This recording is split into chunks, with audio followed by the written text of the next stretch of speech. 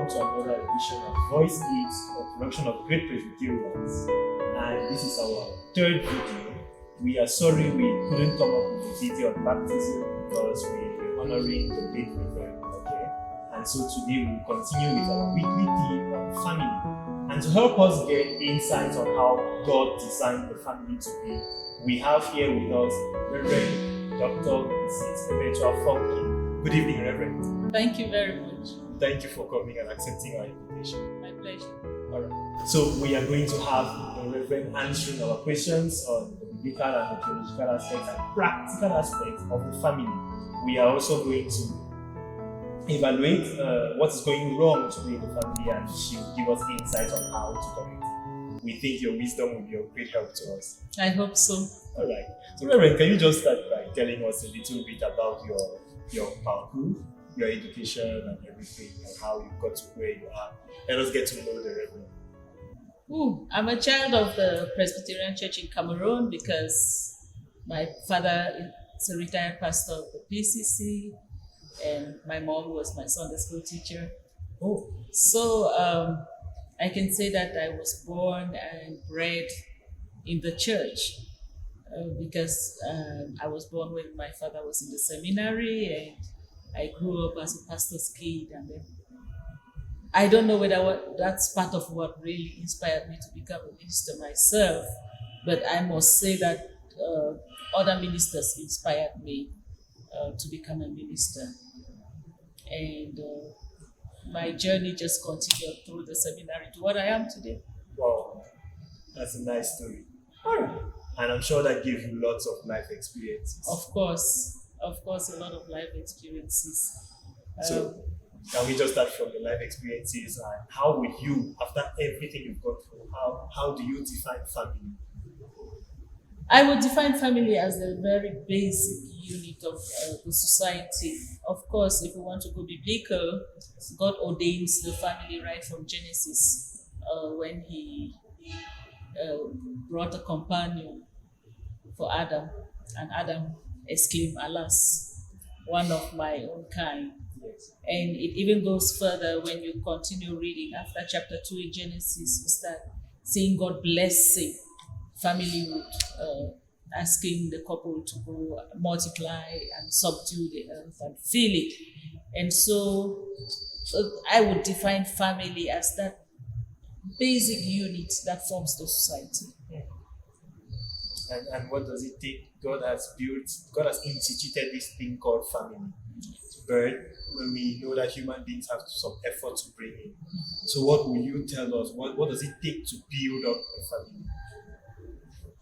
First of all, if you want to build a family, you have to focus on that. Okay. Because it doesn't just suffice to be carried on by emotions and rushing into marriage and saying, I'm in love, so I have to get married. That's just like identifying the person that you have to build the family with. And once that person has been identified, of course, the scripture says that the man shall cling to his wife.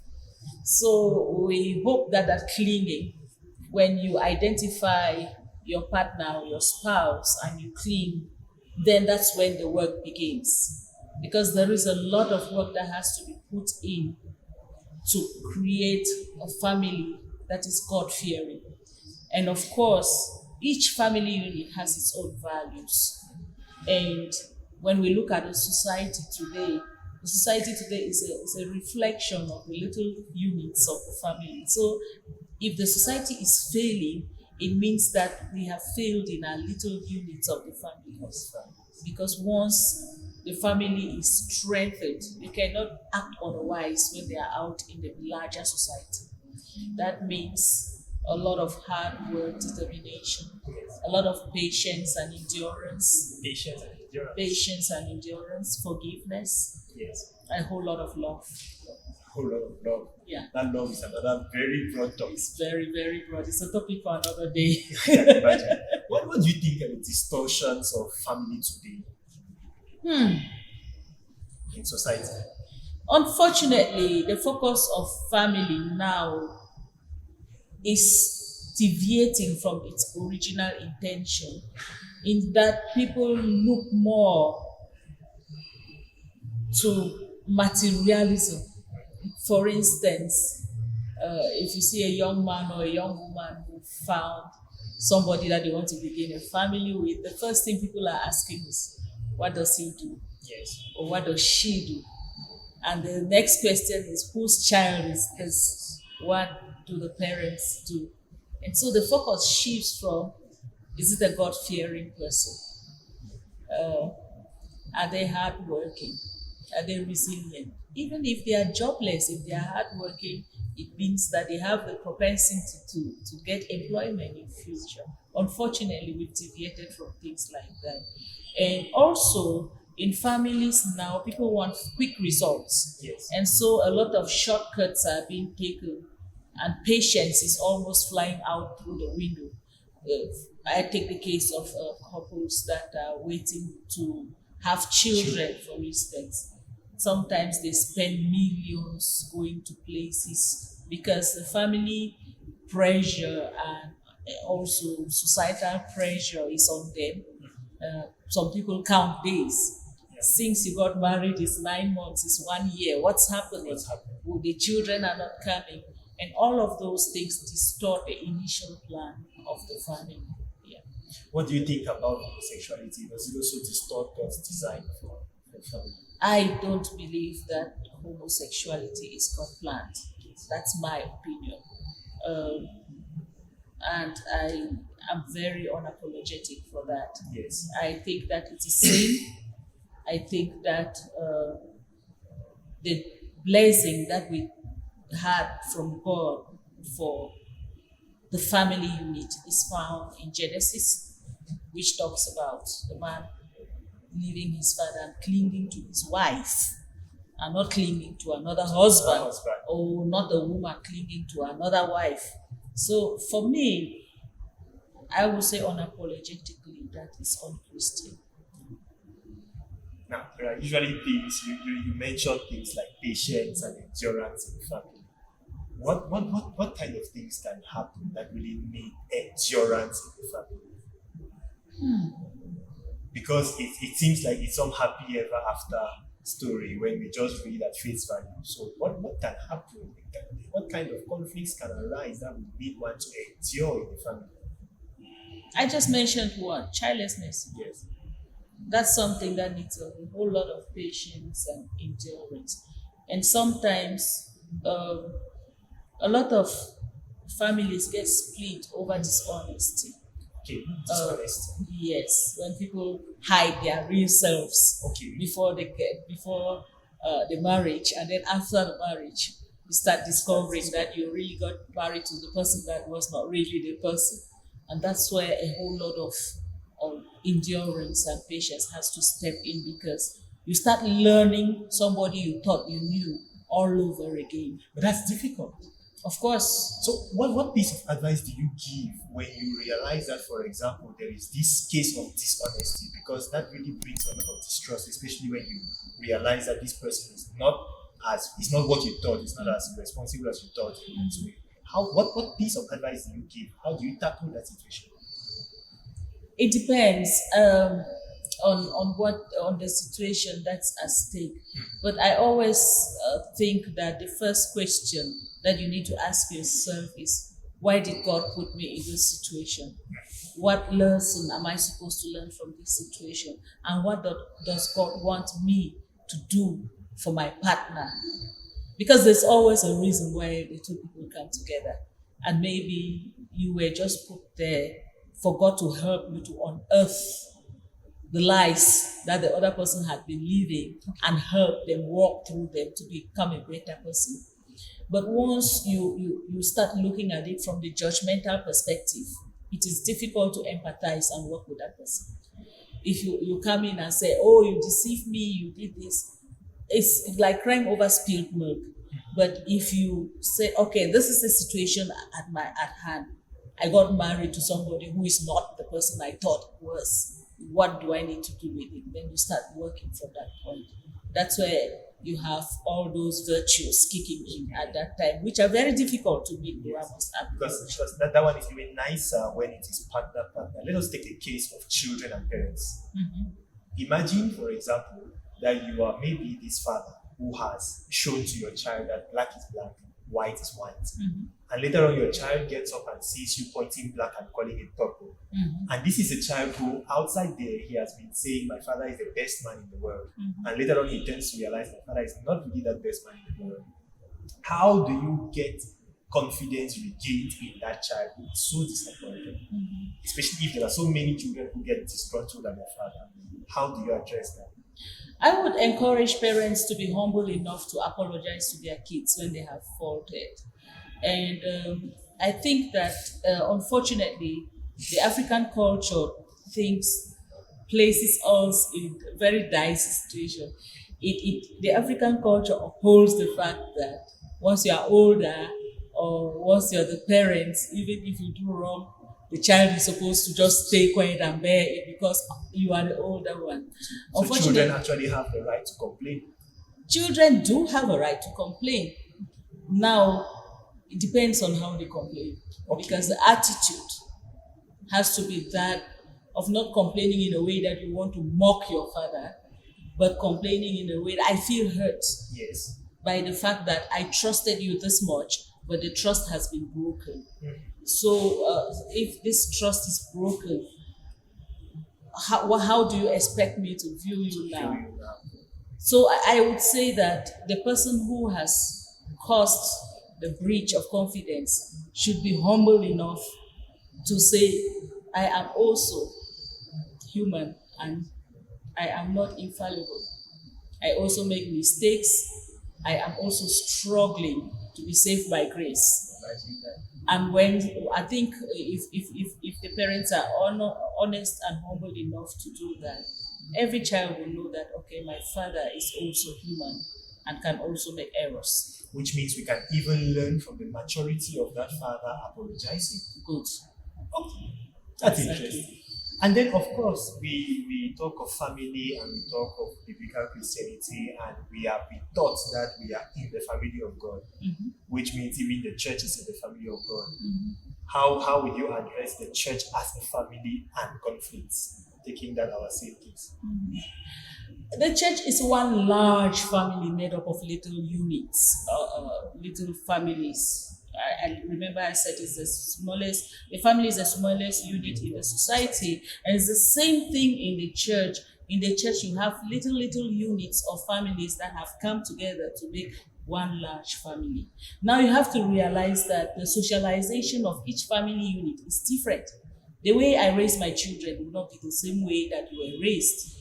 And so when they meet together, of course, they have different groups. They have different virtues. They have different values. And sometimes these values conflict. Do you think the conflicting values is because of misunderstanding or poor communication? It may be because of different priorities. Well, it could be because of poor communication. I don't know, but I would think more that it's because of a variety of priorities. Somebody, for instance, in the congregation may want that today we tackle the pastor's house, and the other person wants that tomorrow we tackle the Sunday school. They are all important, and conflicts may arise. They do arise. Okay, when you go one way and not the other way. It doesn't mean that one person is wrong. It's just that the priorities at the time are not the priorities of the other person that lost the fight. But most of the time in the church, what happens is that the larger majority is always considered because everybody cannot be pleased at the same time. Also in the church, I always like to use the example of the salad bowl. Okay. You know, the church is like a salad bowl. In the salad bowl, you have one beautiful bowl of salad, but then everything is not the same. Yes. You have onion on one side, you have tomatoes, you have lettuce, you have cabbage, you have carrots, cucumbers, everything, but they complement each other. Okay. So it doesn't mean that when all these family units are together in the church, they have to agree with each other. But they have to complement each other. The problem comes when there is some kind of intense conflict where they refuse to agree with each other. That's where those intense conflicts come. And sometimes those intense conflicts occur not because of the general interests. Okay. It occurs because of personal interests. So how do you explain? Because at times personal interest can make these conflicts actually divide the church. And our problem, the problem of the people listening to us that the post is, the church is the light of the world. Which means if God has designed family, the people who are to explain to the world what family should look like should be the church. Yeah. So what advice do you give now? You've already cited that there's some type of personal interest. There may be some kind of personal interest, or at times there is not even personal interest, but just a misunderstanding. So in the case of personal interest, how do you bring peace? What key principles would you slot let's say give out to bring peace in those kind of situations? Let me just give a little illustration. I'm a mother and I'm in the house of children. Exactly. And I know that candies are not good for my little boy's teeth. Yes. If he insists that I want candies and I say no, I am not going to give you candy, am I doing good to that child or am I doing bad to the child? Yeah. I'm good. Those are the kind of things that happen. So sometimes somebody would insist that this is what I want. But when you look at the general picture for the good of the entire church, you realize that that interest at that time has nothing to do with the general picture. And sometimes when you say, no, this is not what should happen at this time, it becomes a problem. I'm talking personally, I'm not talking with any authority. So I think that's the way I view it. And sometimes, unfortunately, the way society has socialized ministers this day, Yes. they look forward to a lot of material gains. And most of the time, these conflicts surround material gains. Okay. Yes. And that brings a lot of trouble, especially the aspect of material gain, because we are to teach the world selflessness and self-denial.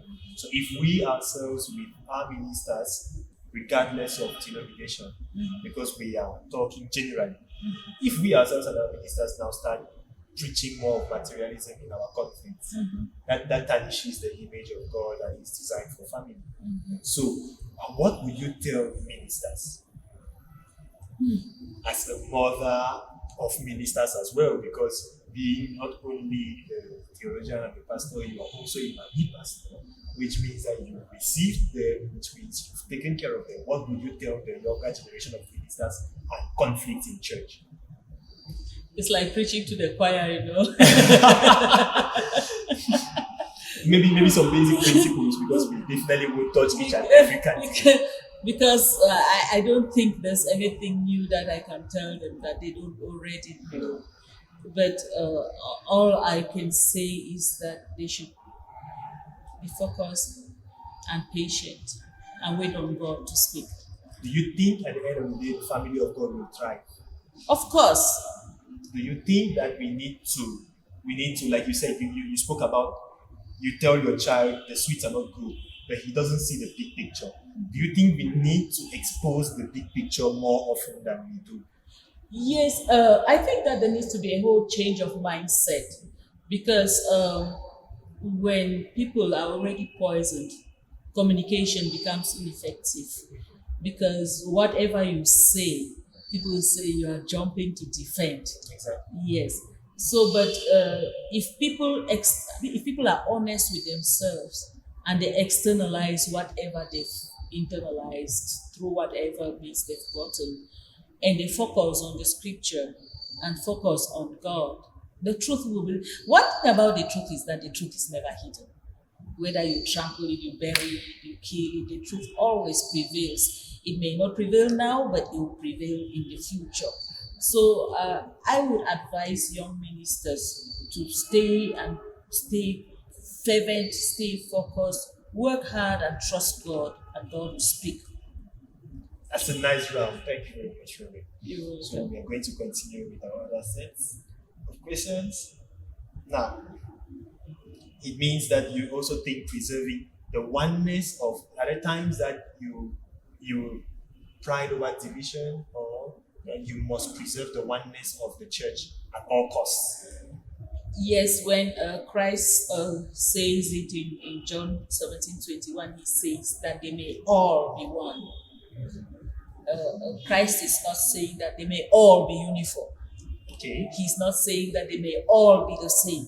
He is saying that in our diversities, we should complement each other and be one. And I think that the Church of God can never be divided, because any church that's founded on God is sustained by God and cannot be divided by humans.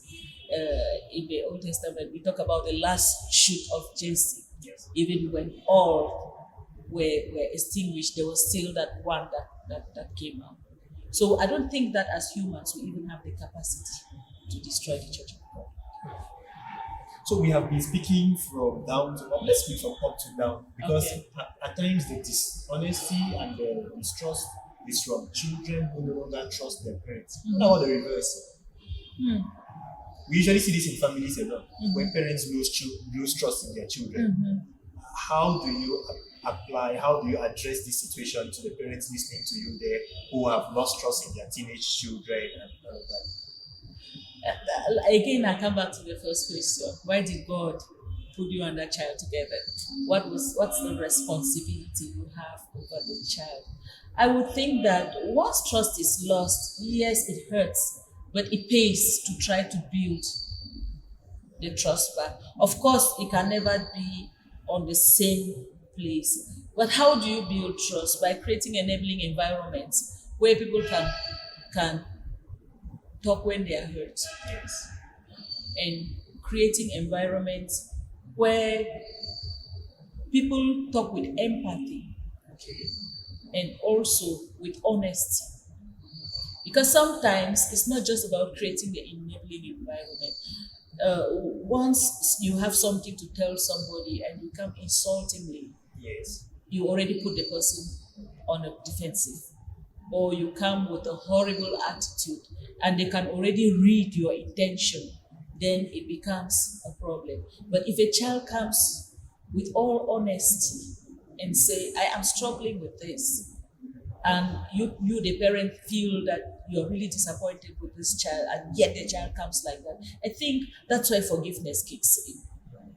But it must be a two-way thing. You cannot forgive from a distance. Sure. Yes, you must be responsible enough to acknowledge that what I did was wrong, and then you repent for you to be forgiven.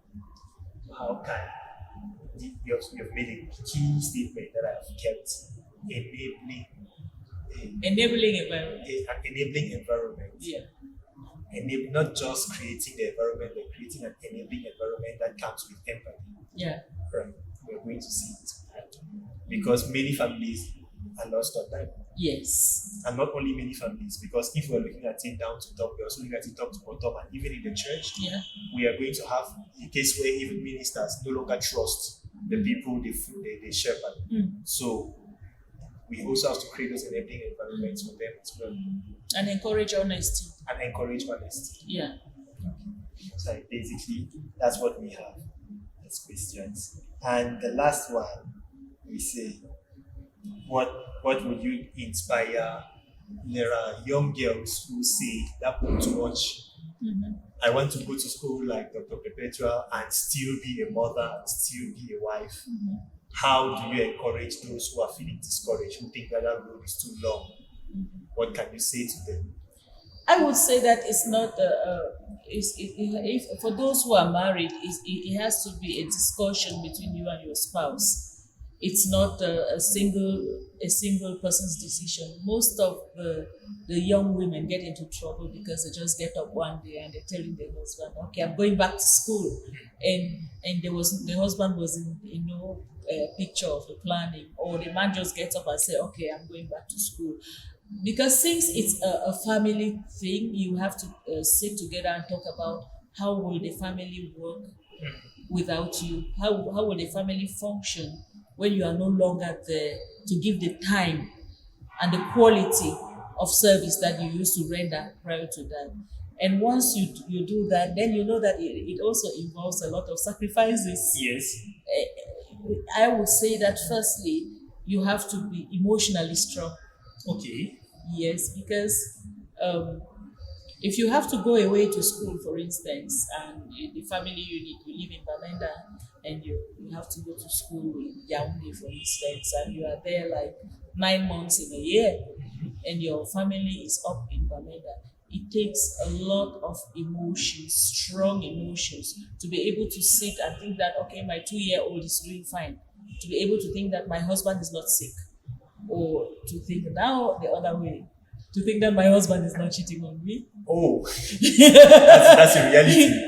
Those are all the realities. Yes. You have to be emotionally strong, or the other way around, with the husband to thinking, oh, she's not doing some silly things down in Yaoundé and all of that. So you have to have a conversation about all those things and really plan it and decide how it would work, because it also hurts the finances of the family. So you have to, because like you are running 2 hopes. So you have to decide all those things before we back on that. It's possible. Yes, it's possible. Yes. But there's also this other challenge where people say they don't want to get married to high-profile women. Mm-hmm. So does it mean that high-profile women are cursed? They won't have families? That's a topic for another day, because it has to do with the people who are making the choice, not the high-profile women. Yes. Because if you feel insecure to get married to a woman who is educated, what is happening to you? Why do you think that a woman who is educated would not be a compatible partner for you? What have they acquired that you think that will infringe in the family values? So it's more about you than the woman. So you need to work on you to find out those things that are making you feel scared of women who are educated. So we can comfortably tell people even those high-profile women can be good mothers. They are human. They are human. They are good mothers and they are good wives. So again, it's our cultural values, because we believe in the African culture most of the time, Cameroonians. The woman has to be the one that is lower there. Yes. In education, in financing, in everything. The man has to be the one that's high. So sometimes you even find that when you see men that earn more than their wives, or women that earn more than their husbands, then people start saying, oh, this one has been married by the wife. Yes. So it's kind of cultural, and those cultural values are infringing on the choices and habits that we And the statement you made, oh, this one has been married by the wife, those things also cause challenges in the family. Of course. So what advice would you give to those people, a word of comfort to those people? The family is the two people, the unit is the family. Sometimes we exert a lot of energy listening to what people say about our families that makes us unhappy. Yes. But if we concentrate, and if between you and I, if I'm not earning anything and you are earning 1 million and we are happy, others don't matter. We are the two that matter to each other. Thank you very much, Reverend. You're welcome. So I think we've learned a lot from you today, and there are many more questions where we are going to be wrapping up. And we're going to have one last question, one last word that we want to get from you. The last word we want to get from you is a talk to the younger generation in general. In other words, you're going to give us a summary of what you think the family is and what you expect the younger generation of Christians to do in order to beat the world and to beat the distortions that exist in the family. So we are listening to you. For the younger generation, I would like to say they should be patient and take their time and make concrete choices and make suitable partners for themselves. And they should know that marriage is not just about falling in love or falling out of love. Marriage is not what they see on TV or on reality shows. Marriage is a lot of hard work, but very rewarding. Nobody has a rewarding relationship if you don't invest in that relationship. So they should be ready to invest. They should be ready to have a whole lot of love, a whole lot of patience, and they should first of all ask themselves, what is God? Why did God bring the two of us together? And what does God want me to enjoy in this relationship? And how does God want me to learn about this relationship? So I would think that if they take their time and they stop, because now we live in a world where young people are just rush. Today we meet, tomorrow we are married. Today they are employed, tomorrow they want to become a director. But if you take your time and you work hard and allow God to speak when it's God's time, I think that would be very good for them. And that's a Christian way of behaving, because we work hard and we wait for God's time to arrive and for God to speak to us.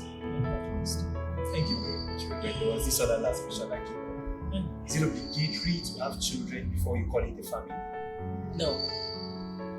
A family begins when the two people meet together. So husband and wife are a family. Okay. Yes, you must not have a child for it to be called a family. I guess that's going to be a word of comfort to me. Yes. Especially in our culture. Yes. So I don't think, because what I see in scripture is God said, as you rightly said, a man will cling to his wife. Of course, and the two shall become one.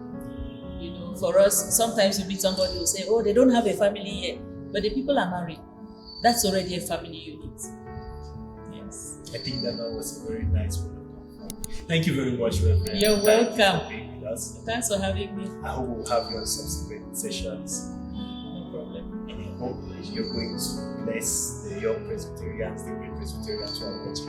Amen. Thank you very much. Thank you so much. This was VoiceIt with the Great Presbyterians, and we're tackling family with Reverend Dr. Mrs. from Pepertua Fonki, who spoke to us about family. You can subscribe to our page and click the notification bell. You can have our contacts on Facebook, on Twitter, on YouTube, and our contacts are in the description box as well. See you for the next session.